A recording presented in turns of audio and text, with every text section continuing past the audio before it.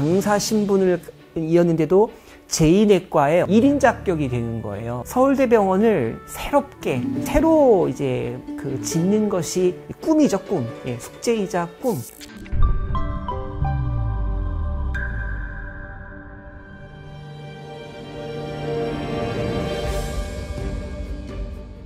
이 한심석 선생님의 집안을 보면은 8남매예요. 한심석 선생님이 이제 8남매인데 맨 위에 형님 두 분은 만주로 가서 독립운동을 했고요. 이 넷째 형 같은 경우는 서울에서 배재라는 학교를 나온 다음에 평남 강서 쪽에 있는 한 사립학교의 교장을 이제 했을 정도로 한심석 선생님의 이 집안이 다 그런 식으로 활동을 이제 한다라는 거고요. 평양 광성고보 같은 경우는 또 이 민족적인 기운도 강했고 그 중심에 이제 한심석 선생님이 있었던 거죠. 시험 거부 같은 거, 그 시험 답안지를 백지로 내는 거, 이제 이런 활동의 중심에 이 한심석 선생님이 있었던 거죠. 그래서 기독교적인 마인드도 있거니와 또 이렇게 항일 민족적인 이런 의식도 상당히 높은 채 고등보통학교를 다녔다고 보시면 되겠습니다. 조카 딸이 디프테리아로 일찍 죽었어요. 그래서 한심석 선생님은 이제 조카 딸 생각도 하면서 나도 의대에 가서 이제 의학자가 돼야 되겠다, 이런 생각을 이제 하고 있었던 거죠. 그래서 경성제대 의학부에 이제 시험을 쳤고 합격을 하게 된 겁니다. 그 경성제국대 의학부를 이제 졸업한 다음에요, 처음에 한심석 선생님은 미생물학 교실로 가게 됩니다. 1938년에 디프테리아가 우리나라에 돌아가지고 마침 그 호소과 그 주임 교수가 한심석 선생님에게 이 디프테리아에 대해서 실험하고 연구하도록 이렇게 이제 오더를 내린 거예요.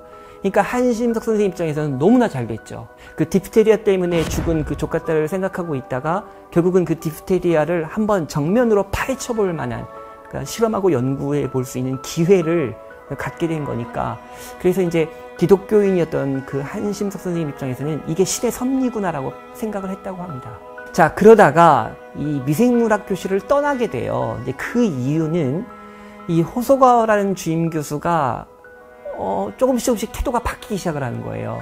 한국인들을 조금 차별하는 듯해 보이고, 그래서 선택한 곳이 제2내과입니다. 한 손에는 미생물학, 한 손에는 내과학, 이 두 가지를 같이 이제 겸하게 된 거죠.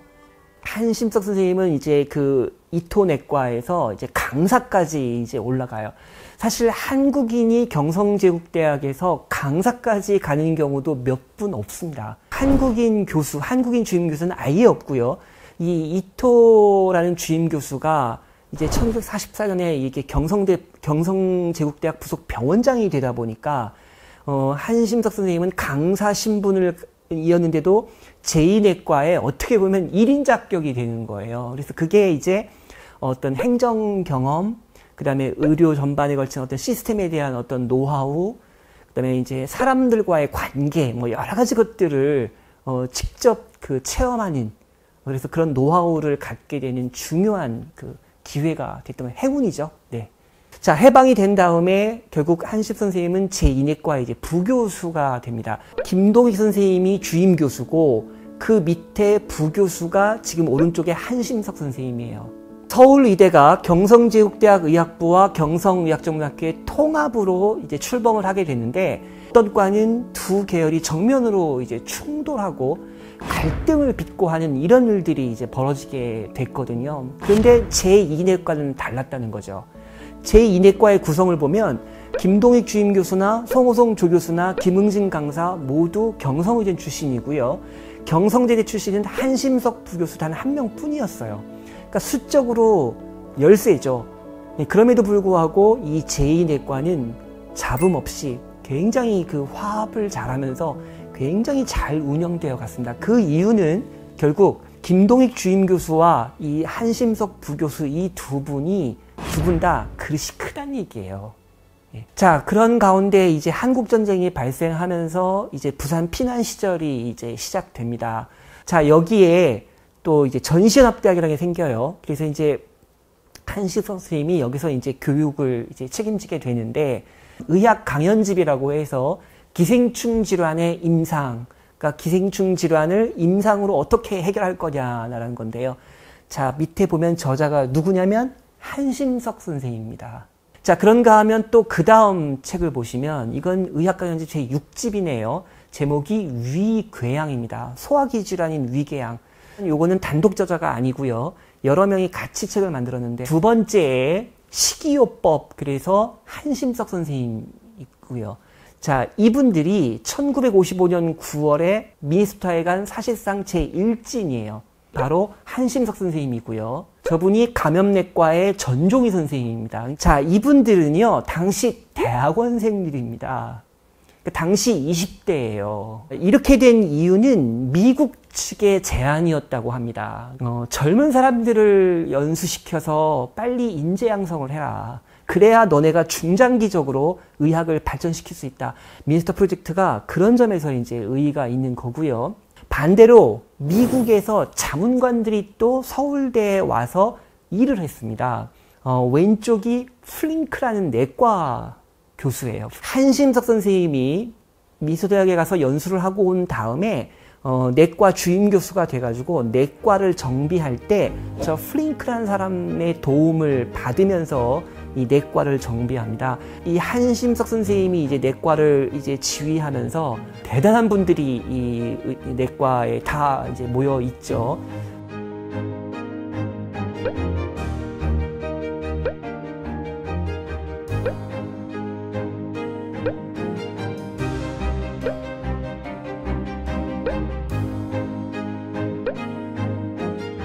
정말 이 사실 속에 한 분 한 분이 다 정말 우리나라 의학 연구, 치료, 그 다음에 교육 등등의 행정까지 정말 최고하는 분들이죠. 예. 그리고 그 중심에 바로 한심석 선생님이 계셨고요.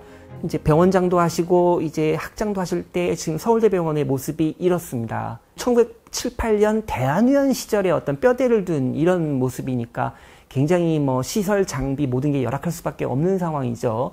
그렇다 보니까 한심석 병원장 입장에서는 서울대병원을 새롭게 정말 규모나 시설, 장비 모든 면에서 이제 최첨단으로 이렇게 새로 이제 짓는 것이 이제 숙제가 된 거죠. 꿈이죠, 꿈. 예, 숙제이자 꿈. 그래서 결국 그 작업을 바로 한심석 병원장이 시작하는 거예요. 예, 그래서 이 장면은 1968년에 기공식 장면입니다. 기공식 이후에 이제 공사를 시작합니다. 터파기 공사하는데 저 끝에 보이는 건물은 옛 병동이에요. 옛날 병동 모습. 그러니까 병동 일부를 헐고 공사를 시작해서 끝날 때쯤 저 나머지 병동도 다 이제 해체합니다. 한참 공사를 하고 있을 때 모습이에요. 뼈대를 다 이제 만든 모습이죠. 그 다음 보시면 이제 완공된 그 직후의 모습이에요. 예, 요게.